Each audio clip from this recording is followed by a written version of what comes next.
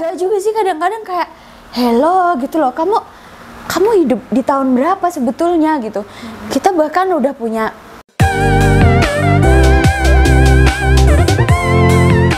Oke Kak, gimana sih Kak Kalis menyikapi akhi-akhi trash? I was bersama mereka di masa lalu ya. Jadi ya, jadi dia pernah punya pengalaman. Jadi kita bisa nanya-nanya langsung nih sama dia gimana. Ini sih kalau aku lihat mereka kurang gaul nggak sih kayak gitu? Maksudnya lebih mengeksklusifkan diri.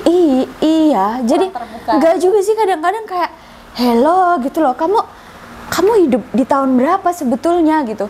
Kita bahkan udah punya menteri-menteri perempuan, presiden perempuan gitu, rektor perempuan. Iya, malah justru sekarang UIN yang dipegang. Betul. Banyak banget ya. Ya, di pesantren bunyai perempuan, double degree gitu, bunyai-bunyainya double degree Australian gitu kan. Dan udah bikin sekolah modern gitu, bunyai-bunyainya, sekolah inklusi gitu kan. Tapi kenapa pertanyaannya kalau lu jadi admin Instagram nih, Ahi itu selalu aneh gitu loh. Jadi dia sebetulnya kan tahu kan kondisi-kondisi itu iya, gitu. Iya, betul. Jadi maksudnya langkah yang perlu kita lakukan untuk menghadapi akhi-akhi yang seperti itu apakah kita dengan Kakak Kalis kan biasanya emang punya keberanian untuk langsung membantah. Gitu kan. Salah satu yang paling saya kagumi dari Kalis biasanya adalah keberaniannya. Ketika ada isu yang begitu gencar, ketika ada isu yang sekiranya itu merendahkan perempuan, dia selalu berada di garda terdepan untuk membela. Jadi gimana sih Kak bisa punya keberanian yang sebegitu hebatnya dan benar-benar kayak nggak takut gitu sama ancaman itu, gimana ceritanya Kak? Lebih kepada perasaan, aku nggak mau kalian ngerasa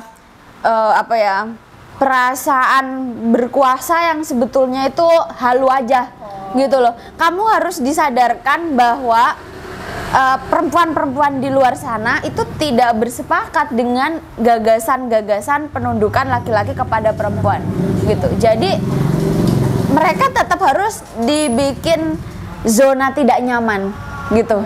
Dengan ada satu perempuan yang melawan, dua perempuan yang melawan, itu kan sebetulnya mengusik zona nyamannya mereka kan gitu. Karena kalau dibiarin zona nyaman, gak ada yang melawan, mereka kan terus gak berkualitas gitu. Dia juga akan terus menggunakan powernya.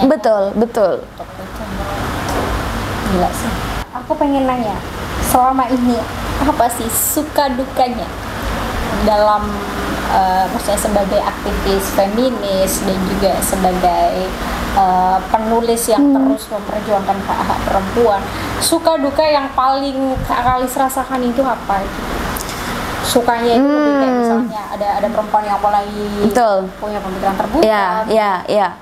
Paling suka kalau menerima banyak DM dari perempuan-perempuan yang bilang, Mbak, aku dulu pemalu misalnya, tapi sejak mengikuti Mbak Kalis aku jadi sadar bahwa aku juga punya kesempatan, punya peluang misalnya kayak gitu.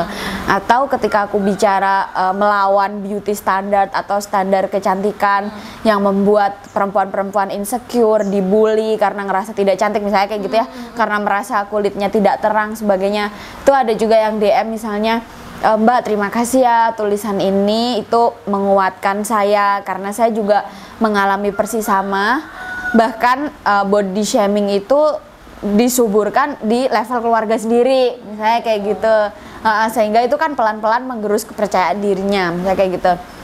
Nah, terus apalagi ya, pokoknya kalau nerima DM-DM yang seneng itu tentu saja seneng. Sebaliknya dukanya di mana? Ya tiap hari gitu di Instagramku itu puluhan DM gitu nyeritain dia korban kekerasan dari pasangannya sendiri, dari bapaknya.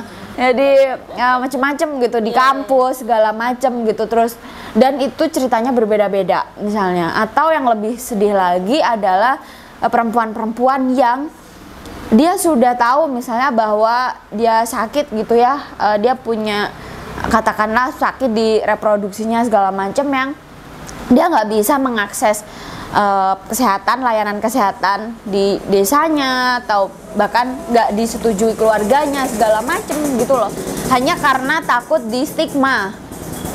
Gitu. Ketika perempuan mengakses layanan kesehatan reproduksi itu dikiranya itu kenapa-kenapa gitu, karena hal-hal yang terkait vagina atau terkait kelamin perempuan tuh betul gitu, kayak itu harus menjadi kita juga perlu belajar itu sebelum menikah. That's right gitu. Jadi ya gitulah gitu ya, seimbang sih gitu. Jadi kayak tiap hari tuh kadang-kadang aku nggak selalu buka DM gitu. Jadi aku buka DM karena kadang-kadang ada yang betul. Jadi harus bekal mentalnya itu harus pas siap banget untuk membaca cerita-cerita itu, karena itu melelahkan. Iya betul, karena secara tidak langsung kita ikut terbawa emosi, ikut terbawa ingin menyelesaikan masalahnya juga kan. Bisa kita cuma diam aja. Nah jadi gitu, perjuangan perempuan hingga saat ini itu masih belum menemukan kata finish ya. Intinya masih harus terus diperjuangkan, apalagi di negara kita ini. Jadi pesannya untuk teman-teman perempuan semuanya untuk selalu terus belajar dan juga mengembangkan diri dengan potensi-potensi yang dimiliki dan juga keilmuan-keilmuan yang dimiliki. Terakhir Kak, pesannya untuk para perempuan semuanya. Pesannya untuk semua perempuan yang mengikuti Perempuan Mengaji adalah belajar seumur hidup. Karena ini ada ayatnya ya, tolabul ilmi faridotun ala kulli muslimin wal muslimat. Bahkan teksnya itu detail loh, muslimin wal muslimat gitu. Dan kewajibannya itu dari ayunan hingga liang lahat, bukan dari ayunan hingga kamu lembaga pernikahan gitu. Ya jadi setelah lembaga pernikahan tiba-tiba nggak belajar lagi, loh itu dosa loh, hukumnya faridotun loh ya, wajib gitu.